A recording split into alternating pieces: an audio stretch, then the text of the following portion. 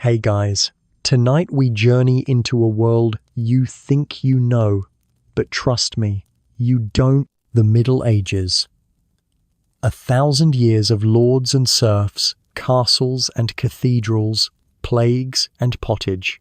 But hidden beneath the iron armor and incense-scented sermons was something else, a slow, often absurd attempt to ban things.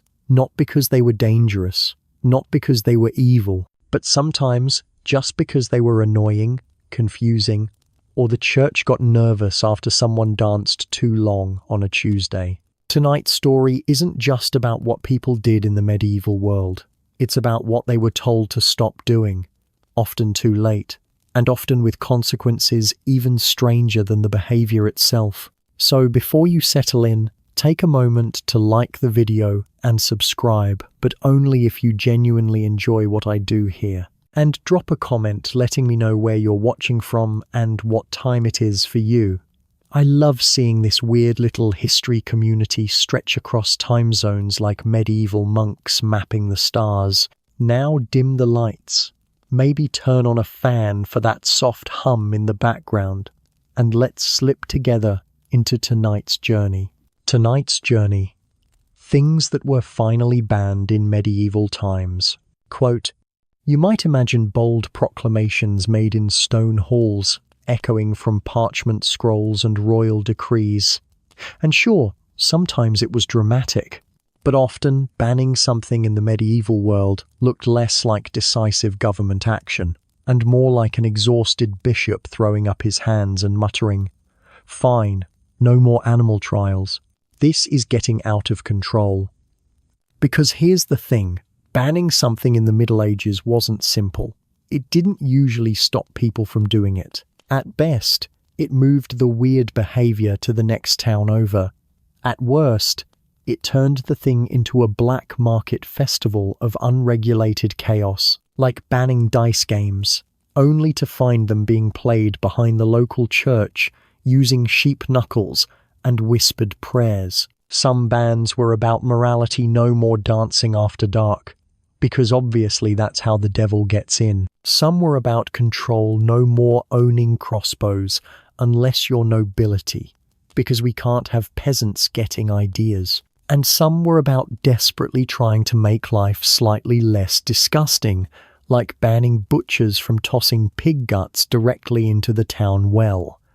Which, yes, apparently needed to be written down. So tonight, we're going to walk through the alleys, monasteries, market stalls, and manorial courts of medieval Europe. We'll visit the strange things that got banned, the even stranger reasons why, and the human persistence that made most of those bans quietly, beautifully, hilariously useless. This isn't just a history of law, it's a history of the things people wouldn't stop doing, even when threatened with fines, exile, or being pelted with weak old turnips. Because the Middle Ages weren't just grim, they were stubborn, surreal, and filled with people who looked at authority and said, "Sure, I won't do that again," and then immediately did it again. So pull the blanket up to your chin, let your mind start to drift, and get ready to explore a world that tried its very best to control itself one awkward ban at a time. You wake up to the sound of clanging, not a modern alarm clock, not even birdsong. This is metal. Metal on wood, or maybe on bone. Someone somewhere nearby is trying to keep time by hitting something with something else, and they're not very good at it. The noise echoes down stone walls, bounces across a dirt floor, and lands squarely in your skull. You blink your eyes open. You're not in your room. You're not even in your century. Welcome to the Middle Ages. The ceiling above you is low and made of beams, blackened with smoke from generations of indoor fires. They creak with every gust of wind. You hear scratching in the corner. You don't look. You already know it's a rat. And honestly, you're not in the emotional place to deal with that yet. Your bed, if you can call it that, is a straw-filled sack, lumpy and suspiciously damp. It smells like hay, sweat, mildew, and something faintly floral that makes no sense. There are insects. You don't see them, but you feel them, crawling, burrowing, establishing long-term property rights in your blanket. You adjust your body, slowly, trying not to trigger a full revolt in your bedding ecosystem. The blanket is rough wool, scratchy. It feels like someone skinned a sheep and said, "That's good enough. You're cold." Not chilly, not a little uncomfortable. Cold, deep in your bones. The kind of cold that suggests the fire went out hours ago and no one had the energy or tinder to reignite it. You try to sit up. Bad idea. Your back complains. Your neck feels like it slept in a windmill. Your hips are somehow both numb and bruised. You didn't have a pillow. You had your arm, which now has all the blood circulation of a medieval saint's relic. As you sit up, your head bumps a low-hanging beam. It's dusty. Something small drops from it onto your lap. You don't check what it island. You already know. It's something you'll regret identifying. Around you, the room, or really the space, comes into view. It's not a bedroom. It's not your room. It's a one-room cottage. One room. No bathroom. No kitchen.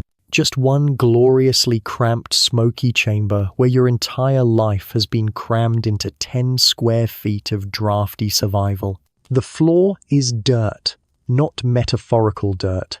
Actual dirt. Hacked earth, cracked and uneven, with small stones and the occasional puddle of yesterday's leak. You step onto it and immediately feel the cold seeping into your feet, like it's trying to get to know you on a spiritual level. No insulation, no socks. Your bare feet are now part of the earth. Congratulations. You look around. There's no privacy. Your entire family is still sleeping around you. A sibling snores gently nearby. An older relative is murmuring in their sleep. You have no idea who's who, because everyone's wrapped in the same kind of woolen fabric and looks equally miserable. You're not alone, of course. The goat's inside. Why wouldn't it be? It's warm, it's valuable, and it refuses to stay in the shed because the shed door broke 2 winters ago and hasn't been fixed. The goat looks at you. You look at the goat. It goes back to chewing your only pair of sandals. Mutual understanding is achieved. Light filters in through a small hole in the wall, the window. It's not glass. Glass costs more than your entire family makes in a season. Instead, it's covered with oiled parchment or maybe thin animal horn. It barely lets in the light, but it does let in the wind. The early morning air is sharp and unforgiving, like it knows you personally and holds a grudge. You cough, a dry, smoky cough, not because you're sick, although you might be, but because the air is thick with yesterday's fire. There's no chimney, just a hole in the roof and a prayer that the smoke finds its way out. Your eyes sting, your nose drips. Welcome to medieval ventilation. You try to stand. The ceiling disagrees. You're forced to hunch, stepping gingerly across the dirt floor like someone trying not to wake a sleeping dragon. Every board creaks. Every step is a negotiation. One misstep, and you're either waking up your father or stepping in something you very much hope came from the goat. You spot the fire pit in the center of the room. It's out. Just embers now. A small black circle surrounded by cracked stones and old ash. Someone will have to rebuild it soon. Probably you, or your mother, or the 8-year-old with calluses tougher than your entire modern soul. Near the fire is the cooking pot.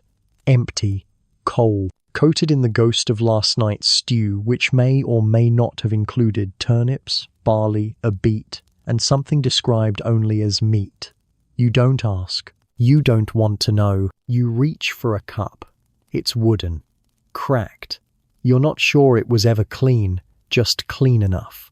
The water barrel is in the corner, sealed with a wooden lid and questionable hope. You open it. The smell hits you first. It's not bad, per se. It's just not water. It's water's distant cousin who's had a hard year. You sip anyway. It's that or dehydration, and you've got a long day ahead. Somewhere outside, a rooster crows. Not once, like in stories, but repeatedly, like it's got opinions and no snooze button. Dogs bark in the distance. A church bell rings somewhere far off, marking the morning hour, or maybe a funeral. It's often the same bell. You peer outside. The street is mud. The kind of deep, sticky mud that threatens to take your shoe off or your foot if you're unlucky. The village smells like wet straw, old smoke, and boiling cabbage. Always cabbage. Boiled, overcooked, omnipresent. A neighbor yells. A child cries. Someone's already chopping wood. You haven't even started your day, and you're exhausted. You think about going back to bed, but then you remember the bed, the rat, the insects, the goat, and the suspiciously damp corner that no one has claimed responsibility for. No, better to face the morning. You're awake now, cold, itchy, hunched, and mildly traumatized by the sounds of livestock doing things no animal should do that early. But congratulations, you've officially woken up in the Middle Ages, and things are only going to get worse from here. Now that you're awake and moderately accepting of your new medieval reality, it's time for the part of the day that modern humans usually romanticize: breakfast. Let's clear something up immediately. There is no smell of bacon, no coffee wafting gently from the kitchen, no pastries, no yogurt parfait, and absolutely no oat milk. Breakfast in the Middle Ages is a bleak affair, not entirely inedible, but absolutely uninspired. You shuffle toward the hearth, where someone, your mother, a sibling, a fellow sufferer, has revived the fire. Sort of.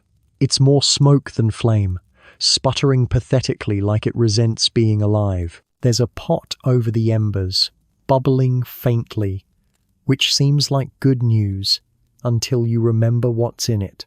Pottage. You've met pottage before. It's not new.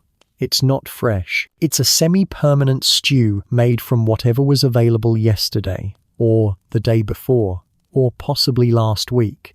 It's less of a meal and more of a culinary situation, a medieval soup of destiny. Today's ingredients: barley, turnip chunks, a carrot that fought hard to avoid inclusion, and a little surprise morsel of either salted pork or mystery gristle. You don't ask. You just hope. The pot has been scraped and reheated so many times it's basically an edible family heirloom. New ingredients aren't added. They're layered. A slow sediment of despair at the bottom, flavored with soot, age, and a hint of goat hair. You get one wooden bowl, no spoons unless you've got your own. You eat with a crust of bread used as both utensil and napkin, and at the end, the bread is eaten too because nothing gets wasted except flavor. The bread is dense, heavy. It has the personality of drywall and the texture of regret. It's dark, coarse, and probably made with barley or rye flour. Wheat is for the rich. Your bread has been leavened with wild yeast and baked in a communal oven by someone whose mood you now taste in every bite. There's no butter, no jam, maybe a smear of lard if someone's in a generous mood or had a lucky pig-related accident. You chew slowly, pretending it tastes better if you focus on the turnip and not the slight crunch of leftover ash from last night's fire. What about drinks? There's beer, not the good kind, not the cold, foamy, cheerful kind. This is small beer, low in alcohol, high in sediment, and suspiciously lukewarm. It's safer than water, which might give you dysentery, cholera, or enlightenment depending on where the bucket was filled. Even children drink beer, not to be cool, just to not die. And that's breakfast. A bowl of hot sadness, a slice of medieval drywall, and a cup of beige beer. But you're not done. You still have to wash up. Welcome to the other side of medieval life. Hygiene. There is no bathroom, not in your home, not in anyone's home. If you want to relieve yourself, you go outside to the pit latrine Or if you're unlucky, a designated corner of the yard. If you're really unlucky, you live in a village without a latrine, and your toilet is a stretch of bushes known as the usual place. Toilet paper? Try moss. Or a rag. Or nothing. And if you're fancy, very fancy, you might wipe with hay dipped in vinegar. Think of it as a medieval wet wipe, but scratchier and far more judgmental. Back inside, it's time for a morning wash. You use a basin of water drawn from the nearest well or stream. It's cold, it's been sitting overnight, and it smells faintly like the wooden bucket it traveled in. There is no soap. Not really.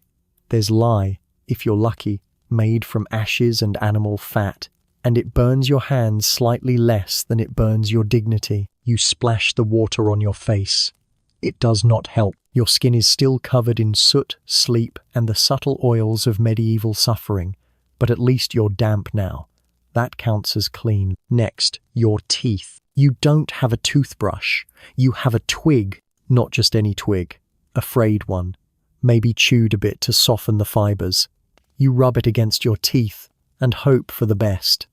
Some people use charcoal, or ashes, or vinegar, or wine. Medieval dental hygiene is less about health and more about survival.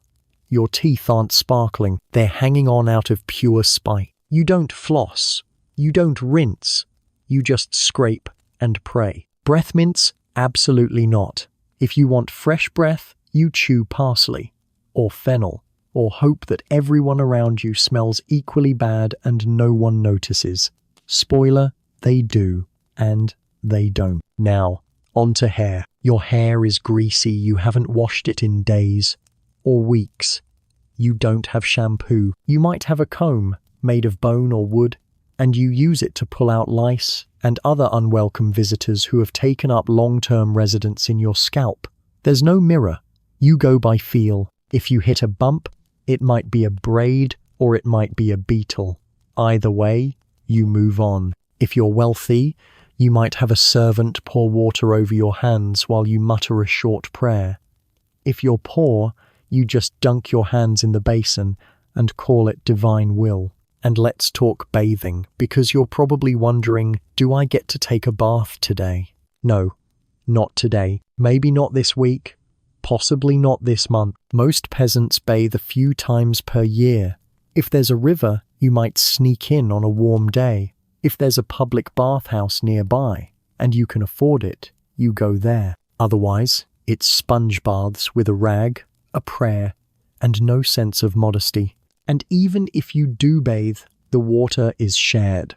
The same tub, same water, whole family. Often in age order. If you're the youngest, by the time it's your turn, you're sitting in what can only be described as ancestral broth. So you skip it. You live in layers of wool, grease, and hope. You rub lavender if you're rich, onion if you're poor, and nothing at all if you're realistic. Finally, you shake the lice from your collar, lace up your broken shoes if you have them, and prepare to step out into the world half-fed, half-washed, and 100% medieval. And now you go to work. Whatever that means. Let's start with clothes. You have exactly one outfit. Not one outfit for cold weather. Not one for chores, one for church, and one for seducing the blacksmith's apprentice behind the market stalls. No, just one. It's made of wool. Naturally, because that's what people wore unless they were rich enough to afford linen or absurdly rich enough to afford imported silk. Your tunic is coarse, roughly stitched, and has never known comfort. It's a garment that dares you to be warm, dares you to be clean, and wins every time. You slept in it, you'll work in it, you'll probably die in it, and then your relatives might inherit it. It's less of an outfit and more of a personal history project. A timeline of stains, rips, and repairs, with absolutely no washing instructions. Washing clothes is a nightmare. There's no soap, not really. You've got lye if you're fancy, but more often it's water, ashes, and elbow grease. The stream you'd wash in is also the one where animals drink, people dump waste, and the tanner dumps leftover goat goo. You don't so much clean your clothes as you re-dirty them in a slightly different way, and they take forever to dry, days depending on the weather. So you don't wash them unless you absolutely have to, which means they smell like a combination of old, sweat, wet sheep. And that time you spilled cabbage stew down your front last Michaelmas and just blotted it out with dirt. Underwear? Maybe, if you're lucky. And it's likely just a linen shift thin, easily soiled, and worn until it dissolves like an apologetic paper towel. And if you're a woman, add a second layer of wool, possibly a head covering, depending on how much shame and religion your community prefers. You're probably wearing a kirtle or a gown with laces that require help to tie. There's no elastic, no buttons, no zippers, just string, friction, and pure guesswork. Let's talk shoes. If you have them, shoes are expensive. A peasant might own one pair for their entire adult life. They're made of leather, if you're lucky, not waterproofed, not padded, definitely not arch-supporting. You feel everything through the soles, every rock, every thistle, every questionable puddle. And if you don't have shoes, you go barefoot, through mud, through cold, through manure, through your sense of self-worth. Now, once you're dressed in your single garment, with your lice-adjusted hairstyle and your cabbage perfume, it's time to admire your house. You step back inside. And yes, this is your shelter. Let's be generous and call it a hut. It's one room, maybe two. If your family is doing well, or your village is unusually progressive, it's made from wattle and daub, which is the medieval term for sticks, smeared with mud and animal dung, held together with prayer. The roof is thatched. That sounds cozy, right? Wrong. Thatched roofs are leaky, home to insects, and occasionally collapse under snow or age. They also house rats, birds, spiders, and at least one confused ferret who refuses to leave. And when it rains, the water drips slowly, strategically, onto your face, your food, and your one dry tunic. The walls aren't insulated. They're porous, cracked, and cold in the winter, sweltering in the summer. In other words, they're a seasonal lottery of suffering. Wind comes in through gaps. You plug them with moss or rags, or just your own silent weeping. There are no windows, or maybe just one, and it's tiny, covered with thin animal horn or a wooden shutter. It's there more for guilt than light. You keep it closed because opening it means choosing between fresh air and indoor hypothermia. The door? It's wooden, heavy, warped. It creaks in 12 different ways and doesn't quite fit the frame. You have to lift it slightly to close it. Sometimes it opens by itself when the wind is rude enough.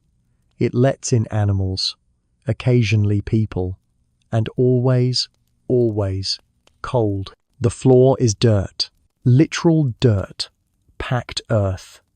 You cover it with straw, reeds, or rushes mostly to keep the mud at bay and give yourself the comforting illusion of hygiene.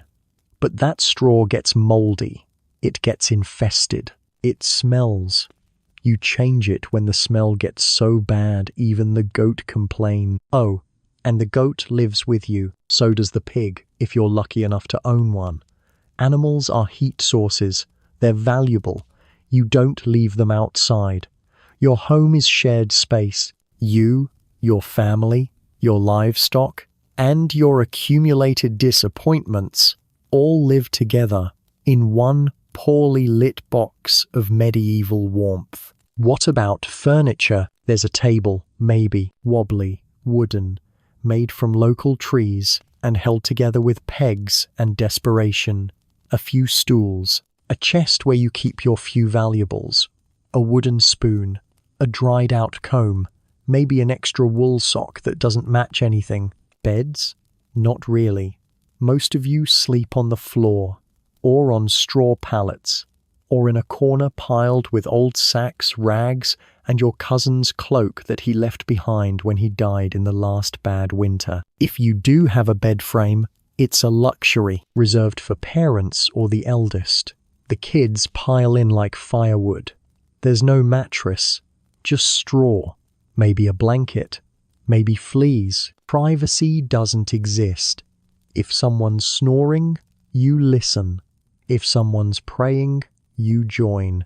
If someone farts, it's a shared experience. At night, there's no light, just the hearth, a smoky, flickering fire pit in the middle of the room. There's no chimney, remember, so the smoke lingers, hangs in the air like a judgment. It gets in your clothes, your lungs, your eyes. You cry, but not from emotion, just from the smog. Still, it's warm, sort of, as long as you keep feeding it wood or peat or dried animal dung. Yes, dung. A valuable fuel. You collect it from the yard, dry it, and burn it. Your entire house smells like cooked sadness and excrement, but at least you're not frozen. Roof leaks? You put a bucket under it. Rats? You get a cat. Or you make peace with the scratching. Mold? You live with it. It's part of the family now. That's your shelter. Not romantic, not rustic, not cozy. Just enough to keep the worst of the world out while the rest of it finds its way in anyway. You don't live in this house because it's nice. You live in it because it's all you've got, and you're grateful for it, because some people sleep outside. Some people sleep in barns. Some people don't wake up at all. So when you duck your head under the low doorway, step outside into the mud, and feel the wind cut through your tunic like it's not even there, just know you're one of the lucky ones. You have a home, even if it comes with rats, smoke, fleas, and a thatched roof that sighs in the rain like it knows it's not going to make it through the season. You've eaten your turnip paste. You've wiped your teeth with a stick. You're wearing your one outfit, still damp from yesterday's rain, and that mysterious fluid the goat sneezed this morning. Now it's time for the reason you're awake at all. Work. Not work like check your emails or reply to Brenda from marketing or stare at spreadsheets while eating lunch in sadness. No, this is survival work. Let's start with the basics. You are not paid by the hour. There is no hourly wage, no lunch break, no retirement plan. If you're a peasant, you probably don't even own the land you work on. It belongs to the local lord, or the abbey, or a noble who's never even seen your village but still expects his share of your barley. You work it. He profits. That's feudalism, baby. And your tools? Well, there's a plough, but not a shiny one. It's wooden, heavy, and pulled by an ox that is somehow both stubborn and always tired. If you don't have an ox, you are the ox. You pull the plough yourself through fields of soggy soil and buried rocks, while the wind hits your face like an angry tax collector. You have a hoe, a spade, maybe a sickle, all hand-forged, dull from overuse, and probably repaired with twine and optimism. Your hands are blistered. Your back hurts before you even bend over. You haven't known what it feels like to stand straight since Pentecost. If it's spring, you're planting. If it's summer, you're weeding. If it's autumn, you're harvesting. And if it's winter, surprise, you're still working. Repairing tools, patching roofs, salting meat, spinning wool, collecting firewood, praying the firewood lasts, and occasionally digging out snow with your bare hands so the livestock doesn't freeze to death in the barn. There is no day off. The concept doesn't exist yet. The only time you don't work is if you're sick, dead, or it's a saint's feast day, of which there are many, thank God, literally. But even then, you might be working the fields for the church. Because guess what? The church also owns land and tithes, and expects 10% of your harvest. 10% of your eggs, 10% of your wool, and probably 10% of your patience too. Now, if you're lucky, you work your own tiny strip of land, growing barley, rye, cabbage, and sadness. But you also owe corvée labor, that's free labor you give to the Lord's estate for the honor of not being evicted.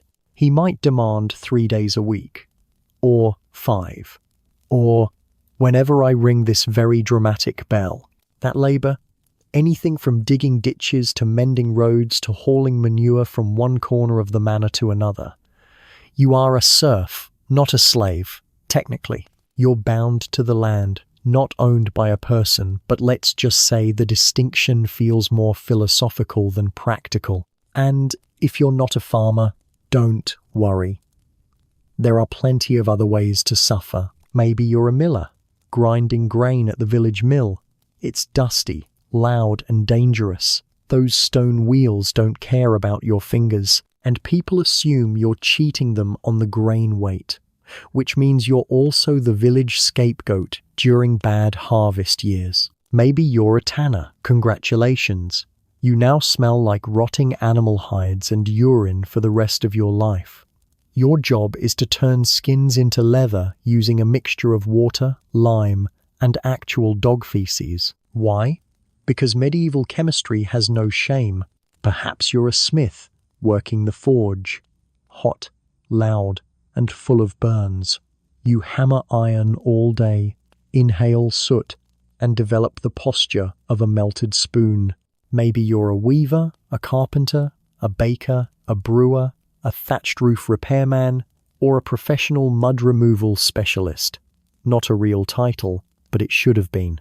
If you're a woman, you're doing everything else. Spinning wool, feeding livestock, making bread, washing clothes, tending the garden, drying herbs, raising 6 children, hiding from the plague, and still getting judged for not sweeping the corner of the hut where the priest sits during Lent.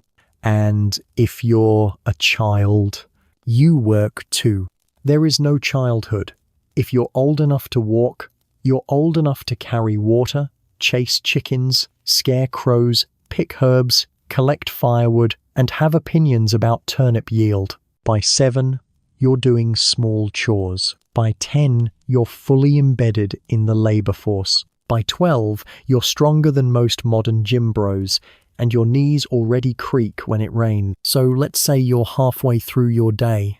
You've ploughed 3 furrows, chased a pig that escaped into the churchyard, and been yelled at by a reeve with breath like fermented sot. You sit for lunch, which is just the rest of your pottage, possibly cold, and a heel of bread you've been saving since yesterday. You eat in the field. There's no table, there's no chair, just a rock, a breeze, and the very real possibility of a wasp-related accident. Then it's back to work. And it doesn't stop until the sun goes down, which is late in the summer. You might get a short break at dusk, long enough to eat something warmish and drink a bit of weak beer.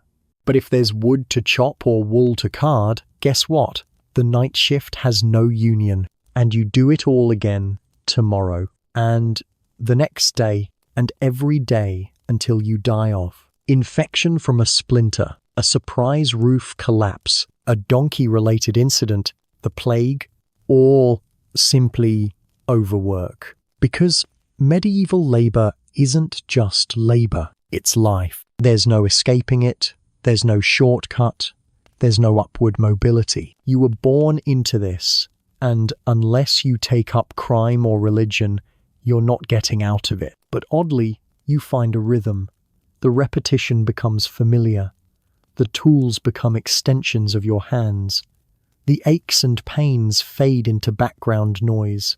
You take pride in a straight furrow, in dry firewood, in a roof that didn't leak this week. You laugh with others at the well. You curse the weather together. You share food. You share rumors. You share life. It's not joy exactly, but it's not hopeless either. Just hard. So incredibly hard. And now the bell rings again.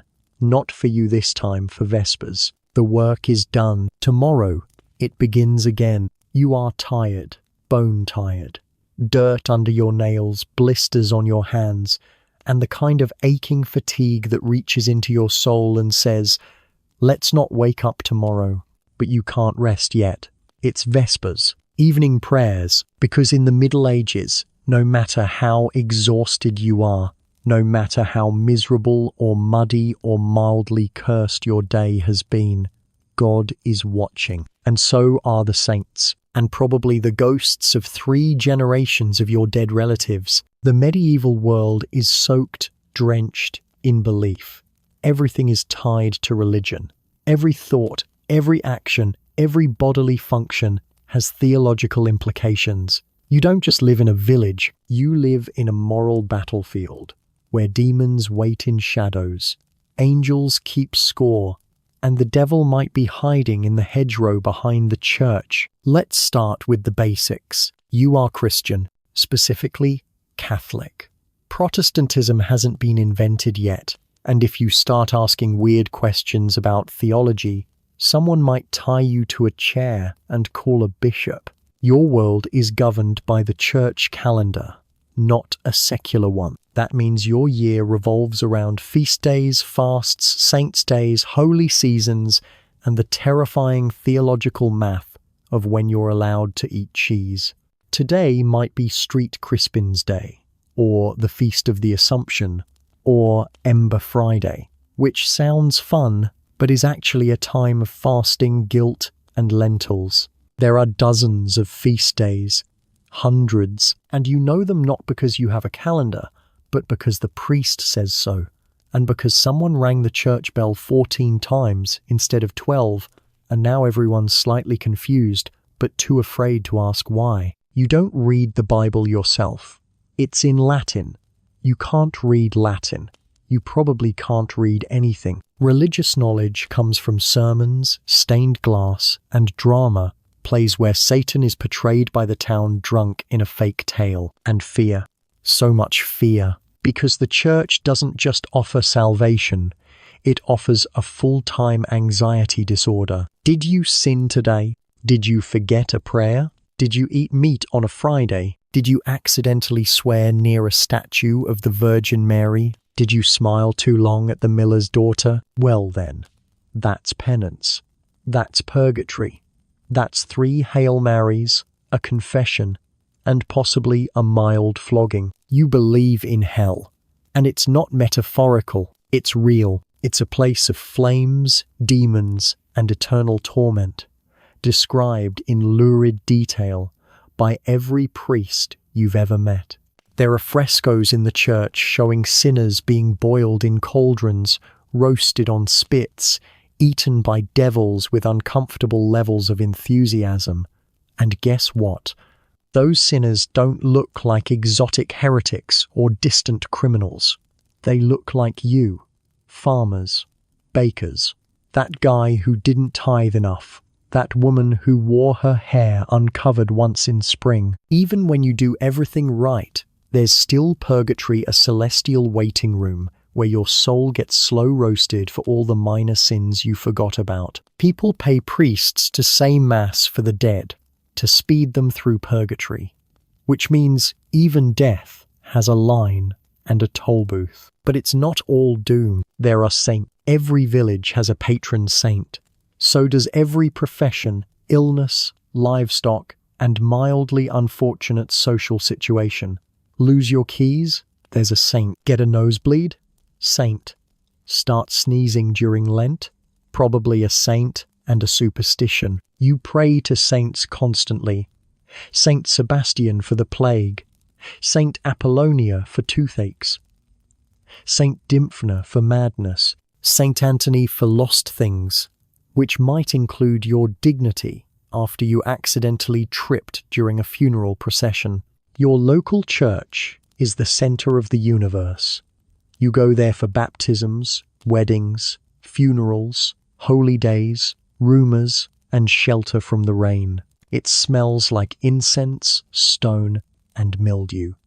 The priest knows everyone's sins and is 70% judgment, 30% wine breath. And then there's the superstition. Because religion is not just the official stuff, it's the unofficial, the whispered, the rituals you don't admit to during confession. If your cow dies, it's not illness, it's a curse. If your crops fail, someone didn't bless the field properly. If your baby's sick, someone gave you the evil eye. So what do? You hang a charm, you place a rowan branch above the door. You sleep with a dried toad in a pouch under your pillow and never let your shadow fall across the graveyard at twilight. You believe in witches, or at least your neighbor does, and you both suspect the widow down the lane who never attends mass and has suspiciously healthy chickens. You believe in fairies, but not the nice kind. These ones steal children, blight crops, and mess with your tools if you leave them out overnight. You believe in omens, black dogs, crows at the window, milk that curdles too fast.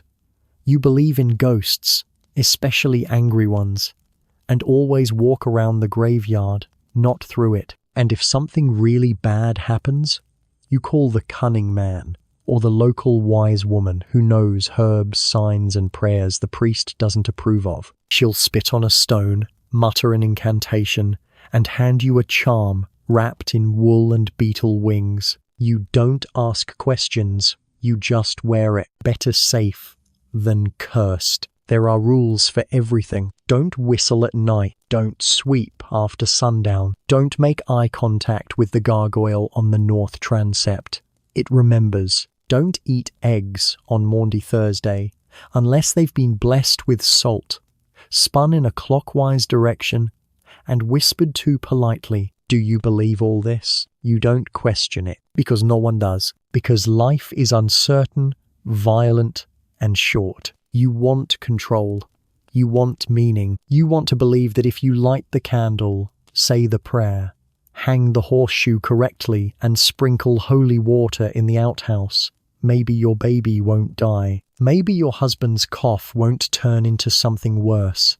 Maybe the barley will survive this year. You do all of it. The church, the saints, the spells, the rituals, the whispered curses, the midnight prayers, the fistful of herbs tied to the goat's collar, just in case. Because in the Middle Ages, faith isn't just about salvation, it's about survival. The work is done. The sun has dipped below the treetops, casting long shadows across the muddy village paths.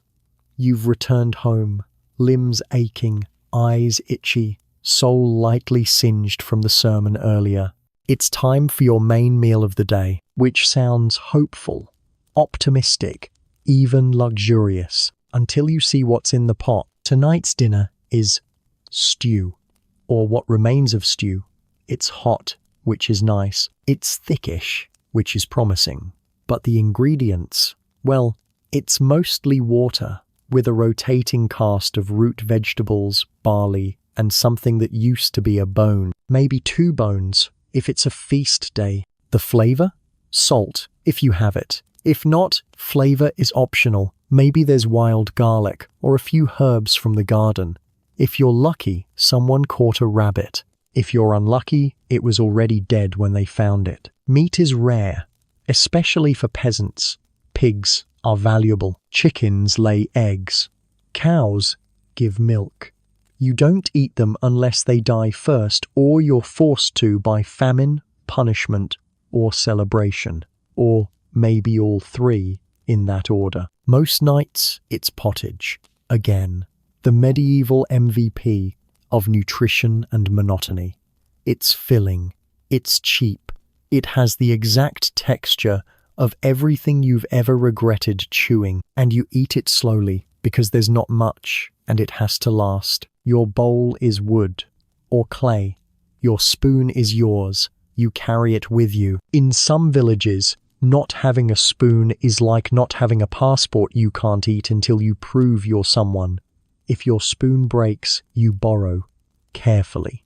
Spoon theft is a thing, and people remember. The bread? Dense, dark, slightly moldy. That's fine. Just scrape that part off and pretend it's extra seasoning.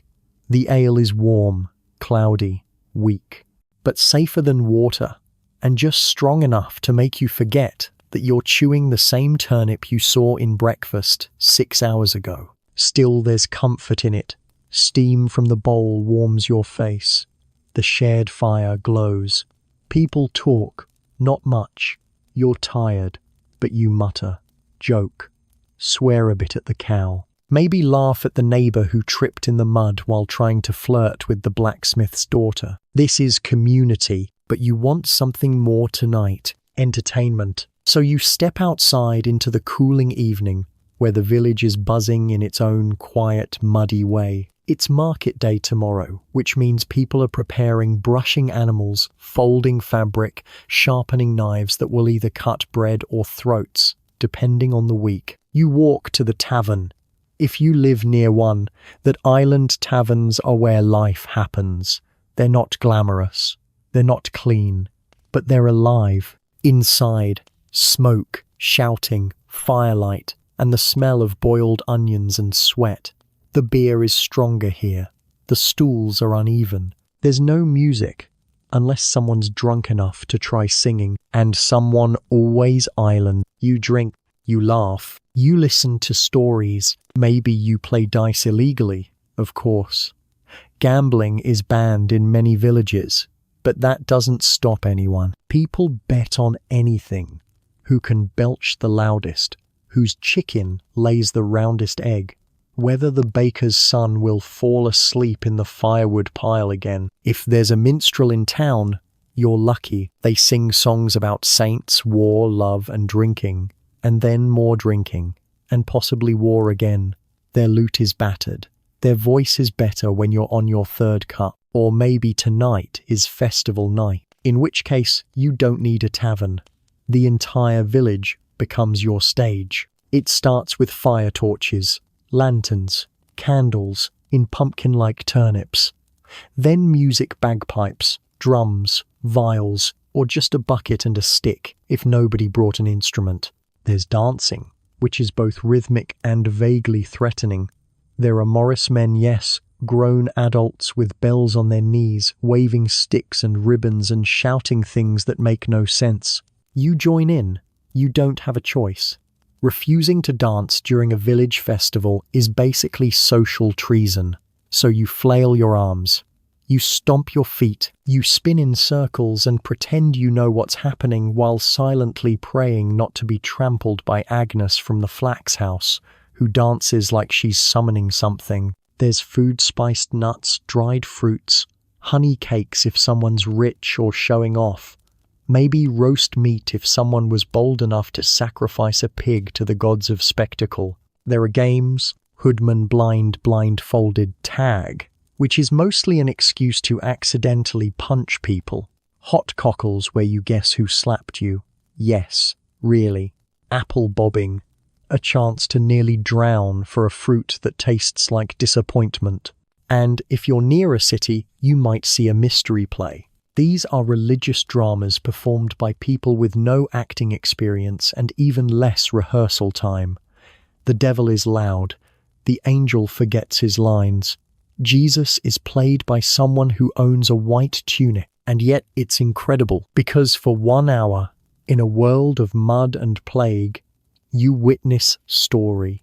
You witness hope. But not everything is so light-hearted. Sometimes the entertainment is punishment. A thief is tied to the stocks. People gather. Some cheer, some jeer, some throw rotten vegetables.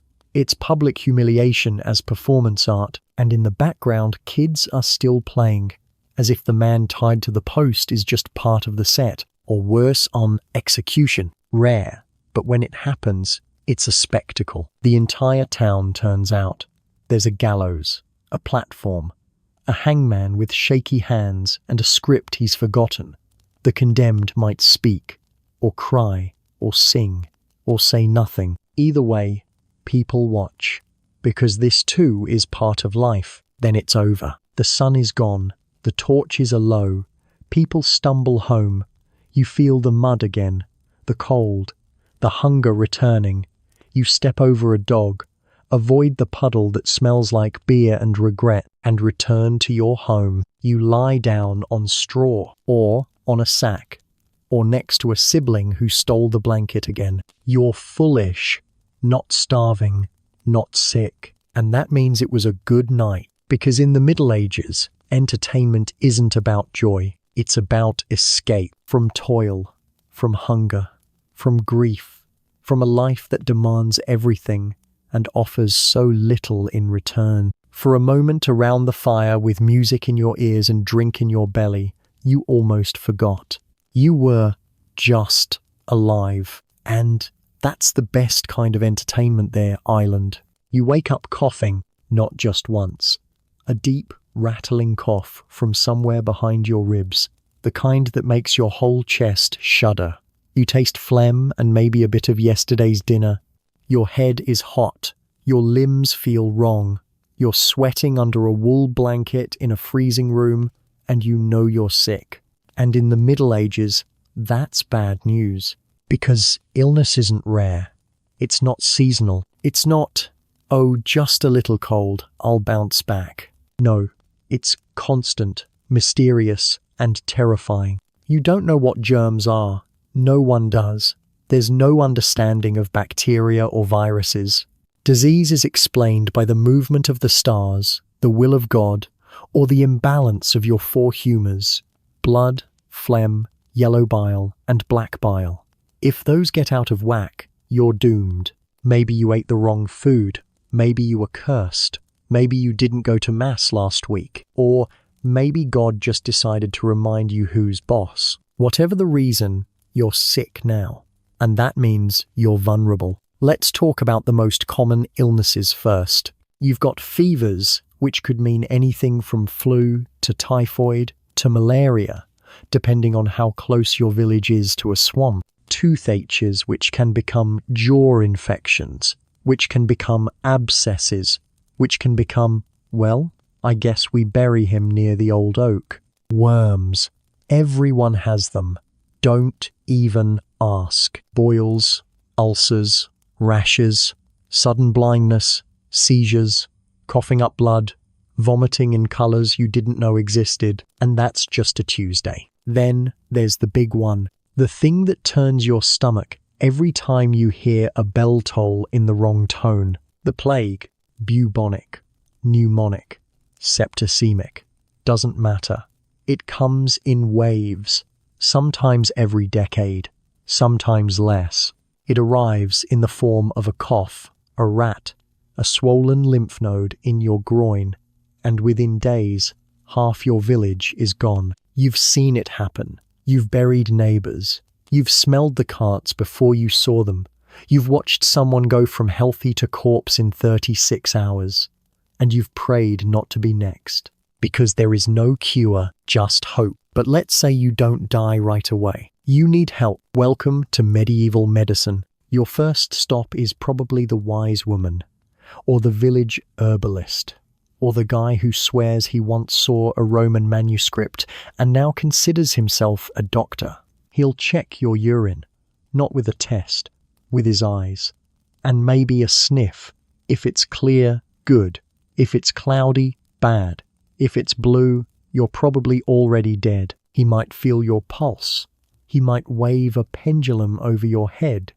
He might consult a chart of zodiac signs and leeches to decide if today is a good day to vomit into a bucket. Then he offers treatment. Could be herbs, nettle, yarrow, mint, mandrake, or something that smells like regret. Could be bloodletting, a popular one, because if you're sick, clearly you have too much blood. Out it goes. Sometimes done with a knife, sometimes with leeches, sometimes with a large beetle shell, for reasons no one explains. He might give you a plaster, a paste of honey, clay, vinegar, and possibly cat hair to rub on your stomach and hope for the best, or a charm, something you wear around your neck that was blessed by a priest or sneezed on by a bishop, depending on your budget. In towns, there are barber surgeons. Yes, the same men who cut your hair also cut your skin. They set bones, pull teeth, lance boils, and amputate limbs, all while wearing an apron soaked in dried blood and offering medical advice between trims. You sit in a chair. You scream. He pulls the tooth. No anesthetic, no gloves, no sterilization. And when you bleed onto the floor, that's considered a successful procedure. There are hospitals too, usually run by monasteries. But they're not hospitals like you know them. They're places to die in peace. Clean sheets, soft prayers, and someone to hold your hand while your soul tries to escape through your final wheeze. Let's say you don't trust doctors. That's fair. You turn to saint. You pray to Street Roch if you're worried about plague. Street Sebastian if you're already infected. Street Apollonia for toothaches. Street Blaze for throat problems. Street Vitus if you're shaking uncontrollably. Street Dymphna if your mind is slipping. You light a candle. You make an offering. You say your prayers and hope the saint is listening. And if that fails, you try magic. A frog tied to your foot. A charm inscribed with sacred symbols. A concoction of herbs, ash, wine, and hope applied under a full moon while facing north and not breathing through your mouth. You'll try anything because you've seen what happens when you don't. You've watched someone rot alive. You've seen babies covered in sores. You've held a loved one's hand as they begged to die faster. You've heard the rattle, that last breath, that awful gurgling sound that means it's over, and you've helped dig the grave. Death is everywhere. It's not a visitor, it's a roommate. You step over it every day, in the mud, in the market, in your own home. Your average life expectancy is about 30-40 years. Less if you're poor. Even less if you're a woman who's ever been pregnant. And yet, you endure. You pray. You treat your cuts with cobwebs. You chew willow bark for pain. You avoid the sick when you can, and care for them when you must. Because what else can you do? There's no certainty, no safety, just ritual, hope, and the quiet belief that maybe, just maybe, this illness will pass, that your cough is just a cough, that your fever will break, that the saints haven't forgotten you. So tonight, as you lay back on your straw pallet, shivering or sweating or both, you clutch a charm, whisper a prayer, and listen to the wind. It's cold, it's dark, and somewhere out there, another bell tolls. Someone didn't make it. You hope it isn't your turn. Let's talk about your family. You're probably not thinking nuclear family the way we do today. There's no mum, dad, 2 kids and a dog situation. This is extended, practical, multi-generational. Your house is small, but it contains everyone. Parents, children, grandparents, cousins, the occasional uncle who used to be a monk, and at least one animal who has no business being inside but somehow outranks you in the sleeping arrangement. And at the center of it all, the woman of the house. Let's not sugarcoat it. Medieval life for women is brutal. From birth, you're taught that your value lies in obedience, chastity, and labor. You're expected to work the home, the garden, the field, and still make time to scrape the soot off the hearth before dinner. You are the manager of the household cook, nurse, cleaner, clothes maker, child wrangler, and, when needed, a businesswoman trading eggs for thread at the market. Your day starts before dawn. You get the fire going, feed the animals, milk the cow, grind grain if needed, prepare pottage, patch clothes, mend nets, and teach your toddler not to eat dirt again. And if you're lucky enough to be married, congratulations, you now also have to manage your husband, who thinks he's in charge but still can't find the bucket unless you hand it to him. Marriage isn't romantic, it's practical. Arranged, more often than not. You might be wed at 12 or 14, especially if your family needs to merge land, debts, or grudges. Love is nice, but not required. What's required is that you bear children, lots of them, because most won't survive. Childbirth is dangerous. Every time you give birth, it's a coin toss between life and death. There are no hospitals, no anesthetics, no C-sections, just midwives, whispered prayers, and hope. If you live, you rest, a little, but only a little. You're back to work in days cooking, cleaning, nursing a newborn while spinning wool, because the baby won't feed itself and the winter won't wait. And if the child dies, which is common, you grieve quietly. Public mourning is a luxury. You still have 5 more to raise, a field to tend, and a pot to stir. Children, when they survive, don't get a childhood the way we imagine it. There are no toys unless they're carved from scrap wood.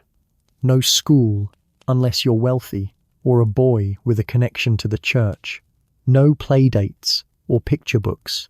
Your playground is the farmyard. Your friends are your siblings.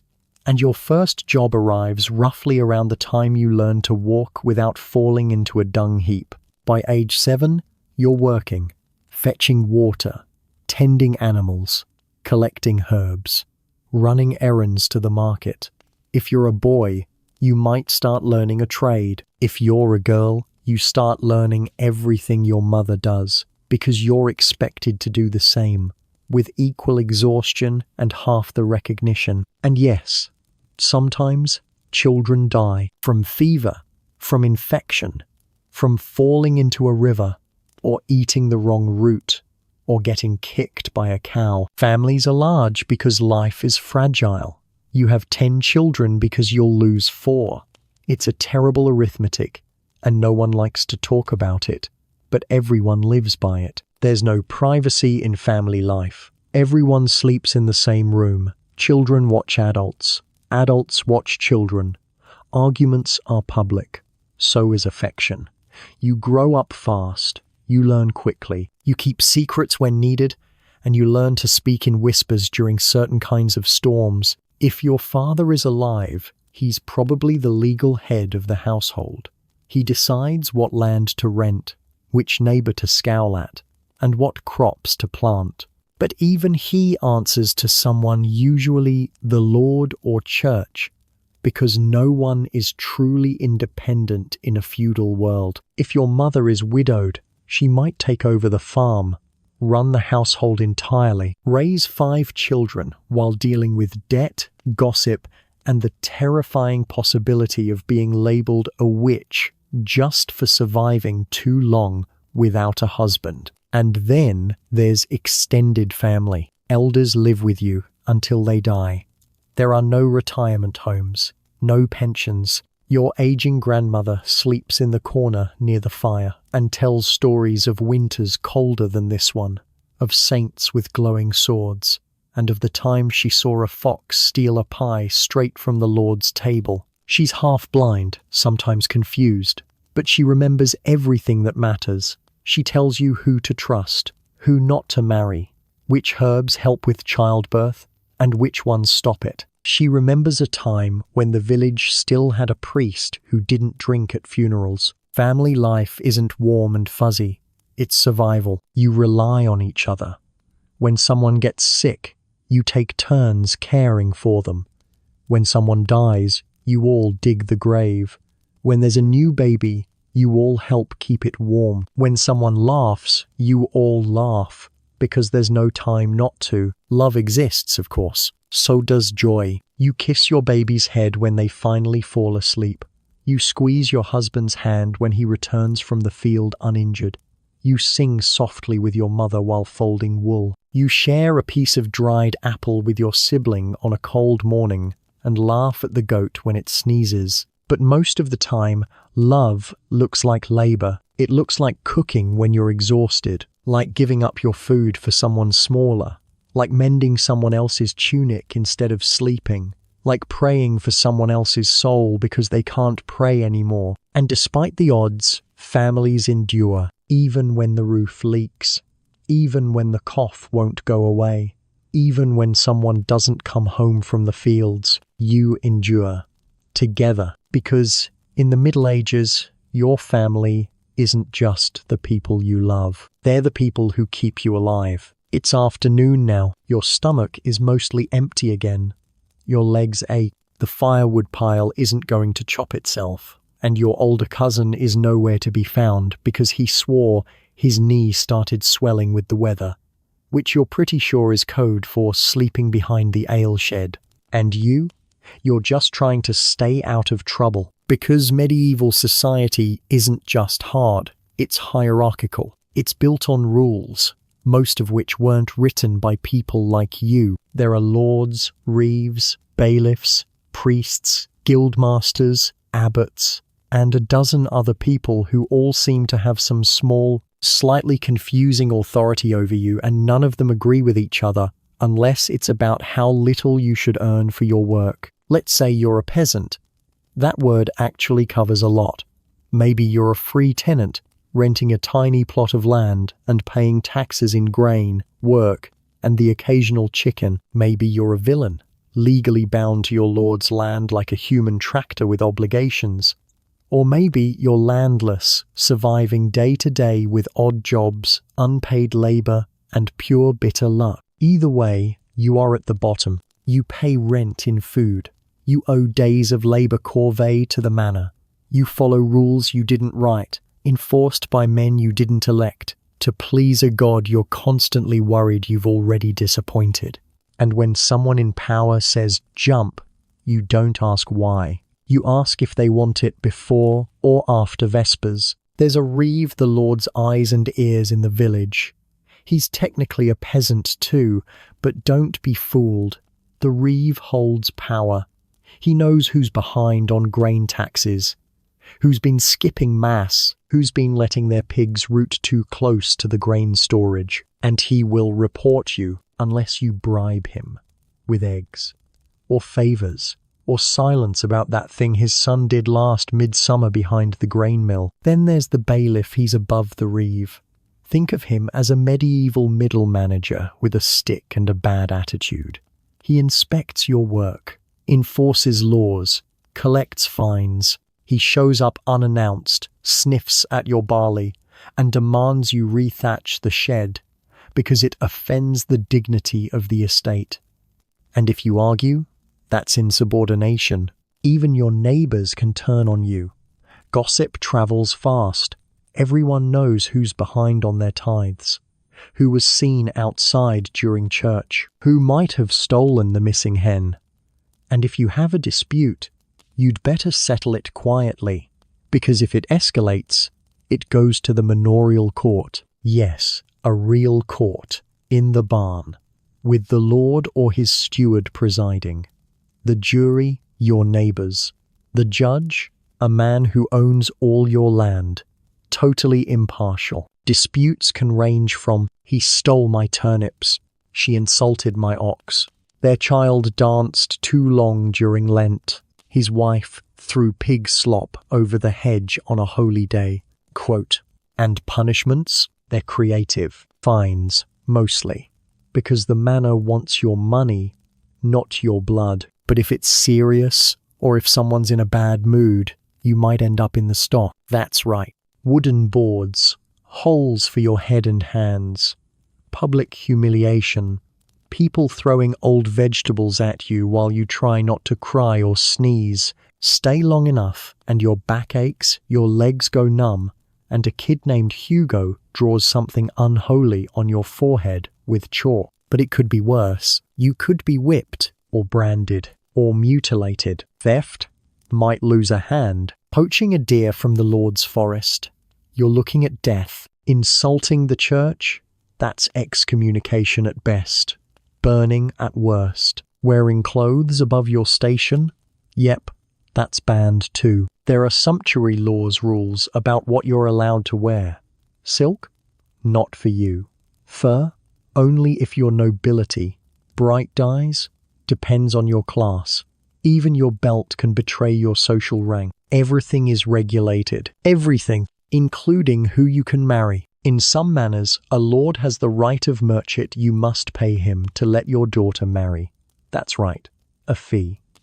To let your own child move out and start her own exhausting cycle of peasanthood. You can't leave the village without permission. You can't trade in town without guild approval. You can't hunt without a license, which you will never get. Even gathering wood from the Lord's forest? That's illegal if it's green. Dead wood only. Touch the wrong stick, and you're suddenly a criminal. So when conflict arises, and you learn to settle it quietly. You glare, you grumble, you mutter things under your breath, and pretend to bless them when you're really cursing their cabbages. But sometimes things explode. Two neighbors fight. Someone gets stabbed. Someone's son is dragged through the mud and locked in a shed until the next market day. And once in a while, rarely, but memorably, there's rebellion. The peasants get fed up. The taxes get too high. The church demands too much. A rumor spreads that a new king is coming. A better one. A fair one. Someone who will let you wear red and own a goat without paying 12 different people for the privilege. Pitchforks come out. Torches are lit. The manor house is stormed. It never ends well because power protects itself. The bailiff calls the constable. The constable calls the sheriff. The sheriff calls the crown, and soon enough, knights arrive, men on horses with chainmail, steel, and no time for your grievances. They punish the leaders, burn a few huts, hang a few troublemakers from trees near the chapel, and just like that, you're reminded, you do not rule your own life. You endurate. But still, even under all this, people persist. They help each other when the reeve isn't looking. They swap eggs for wool, stories for comfort, secrets for protection. They build quiet resistance through gossip, through laughter, through teaching their children to question just enough, but not too loudly. Because even in a world ruled by power, fear, and injustice, community matters. The strong help the weak. The clever protect the vulnerable. And sometimes, the Lord's apples go missing during the night, and no one saw a thing. You survive together, even when the odds aren't in your favor. Especially then, the sun has dipped below the hills. The air is colder, now sharp and wet with the scent of wood smoke and damp straw. Chickens are settled. Goats are quiet. Dogs bark in the distance, then go silent again, as if even they know what's coming. Night. In our world, night is rest. Quiet, maybe cozy. In the medieval world, night is danger. There are no streetlights, no flashlights, no security alarms. When the last sliver of sun disappears, your world is reduced to firelight and fear.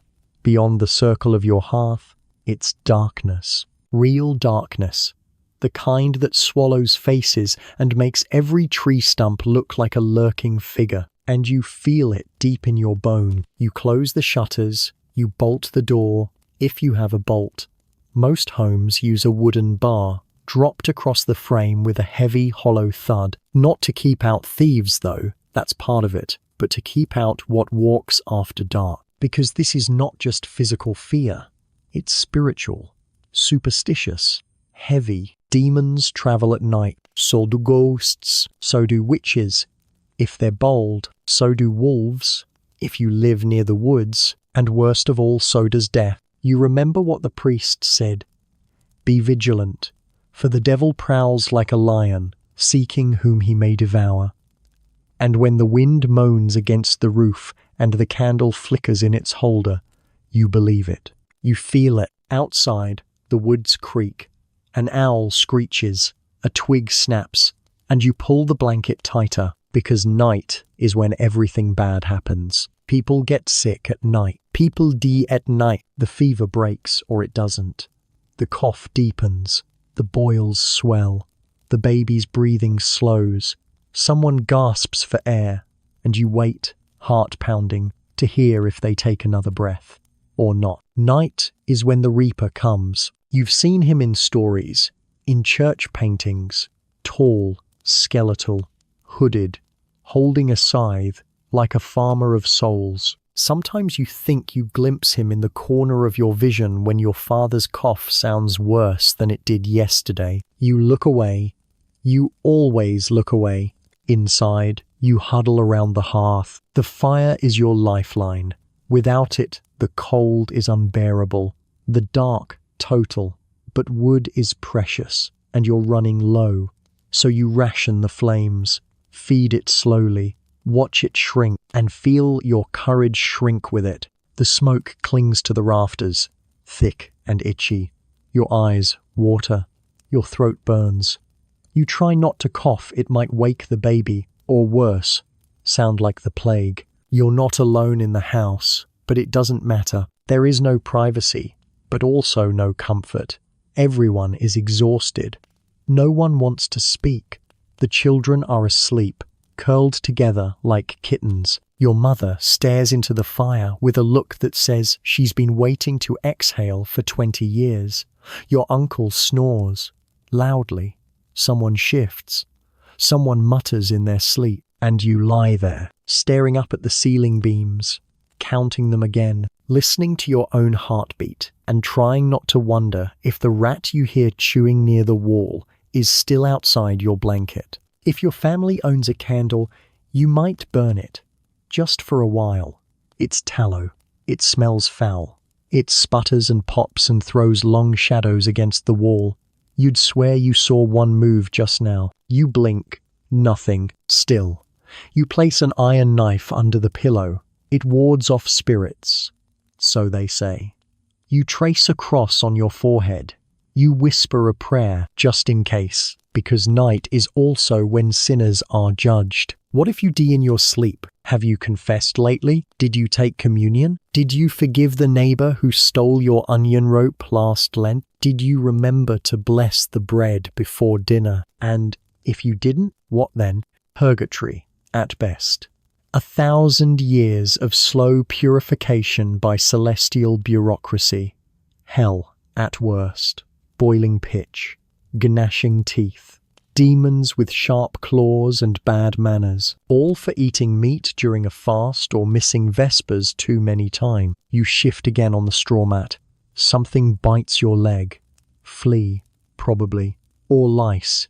You scratch and pretend it's not itchy. You try to adjust your blanket, but it's too short and too damp and already stolen by your younger sibling, who is somehow both asleep and victorious. If you're rich, really rich, you might have a private room, a mattress, a servant nearby. But even lords die in the dark. Even monks whisper psalms of protection when the candles go out. No one feels safe at night. And outside, there's crime, real crime, the kind with blades and masks and motivations you don't ask about. People rob, stab, burn, and vanish in the dark. There are bandits who wait until the guards are sleeping. Thieves who slip through windows like shadows. Drunks with sharp tempers and nowhere else to go. And desperate people who've lost everything and don't care what happens next. You've heard stories of travelers murdered for their boots, of entire barns going up in smoke after one insult at the tavern, of arson blamed on witches, but everyone knows it was just revenge. The law doesn't help much after dark. The constable is asleep. The bailiff isn't coming. The only justice available is tomorrow morning, after the damage is done. So you stay inside, stay quiet, wait for sleep. Eventually, your body gives in. The fire is just embers now. The wind howls once, then fades. Your family snores around you in various keys of discomfort. You close your eyes and pray quietly, urgently that you wake up in the morning. Because in the Middle Ages, every night might be your last. Not just because of violence or sickness or cold, but because life is fragile, cheap, random, and tomorrow isn't promised. You sleep lightly, the rat scurries, the candle dies, the fire fades, and darkness claims the room. The room is quiet now. The fire is nothing but a red glow under white ash. The wind outside has stopped whispering. Even the goat has fallen silent, nestled awkwardly in the far corner of your one-room home like a four-legged pile of laundry. You lie on your straw mattress, if you can call it that. You've spent the whole day trying not to die, or at least trying not to make your life any worse. You've worked, served, cooked, prayed, patched, bartered, worried, and endured. You're bone tired, not just in your body, but in that deeper place, that medieval place, the part of you that's been awake since before dawn, dodging death and making do with almost nothing. And still, here you are, still breathing, still alive. Let your breath slow now. Let your shoulders drop. There's nothing more to do tonight. Tomorrow will come with its own demands. Wood to chop, stew to boil, tools to mend, children to feed, fires to tend, blisters to ignore. But not now. Not in this moment. Right now, it's safe. Enough. The room smells faintly of wool, ash, and bodies, but you're used to it. It's the smell of people trying to survive, trying to raise families, trying to be decent in a world that rarely rewards decency. Close your eyes if you haven't already. Let your muscles soften. Let the itch in your wool shirt fade away. Forget the cold spot on your feet. Forget the fact that your sibling is snoring into your left ear and drooling on the only blanket. Just rest and think for a moment about what this day has shown you. That life in the Middle Ages was not magical. It was not romantic. It was not epic or noble or grand. It was grinding and filthy and fragile. You were born into rules you didn't write. You worked with tools that broke your body. You worshipped a god you feared. You fought off rats, disease, and injustice, using only mud, lard, and humor. Every bite of food was a victory. Every fire lit was a small rebellion against the cold. Every healthy child was a miracle. Every laugh, rare though it was a spark of defiance. And when something finally got banned, like public bathing, animal trials, dancing on Sundays, pointy shoes, or mummers dressed as the devil during Lent, you didn't argue. You just kept going, because that's what people do, even in the worst conditions. Even when death is near and soup is thin and you haven't washed your feet in 6 weeks. Even when your bed is crawling and your Lord is shouting and your knees don't bend right anymore, people keep going. So if this journey made you feel a little itchy, a little queasy, a little grateful for your electric toothbrush and heated blanket, that's okay. That's the point, because you don't have to live in the Middle Ages. You just had to visit it, briefly, from your warm, safe, quiet bed. Now let it go. Let the candles fade. Let the village fall away. Let the flicker of firelight and fear disappear behind your eyelids. You've walked the muddy street. You've worn the wool. You've eaten the turnip stew. You've squinted through smoky air and said your awkward Latin prayers. You've been there. And now you don't have to be. Let your breath get slower. Let your thoughts get softer. Let go of the fear. Let go of the hunger. Let go of the cold. Let go of the past. And remember, you don't have to wake up in the Middle Ages. Sleep well. 19 things that were finally banned in medieval times. Vertical bar. Boring history for sleep. Những điều cuối cùng bị cấm ở thời Trung Cổ.